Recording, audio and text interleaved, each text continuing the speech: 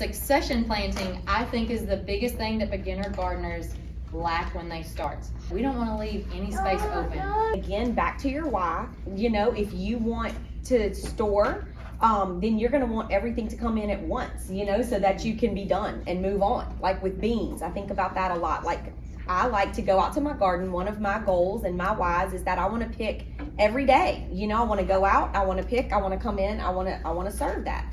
So I don't want buckets and buckets of green beans all at once and then nothing. You know, some people might, but if you succession plant your beans, you can plant 9 bean plants in 1 square foot. So that's a ton of beans just in that one tiny square foot of garden space. So if you do a whole row of them, then what you'll end up with is lots of beans, and then 2 weeks later come back and put another row. 2 weeks later, come back and put another row. Then you're constantly having beans, and by the time the last row comes up, the first row's coming out, and you can put more, or you can plant something else if it's a different part of the season. Succession planting is also so good because it does extend the season, like Charity was saying. Right now, inside the Wild Child Garden Club, almost everybody is at the tail end of this first round of squash and zucchini.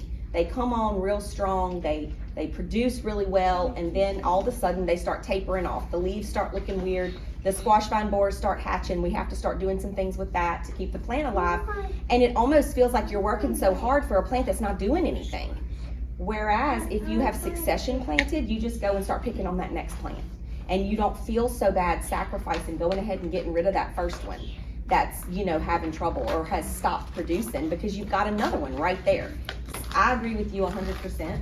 Succession planting is the most underutilized tool of the whole garden.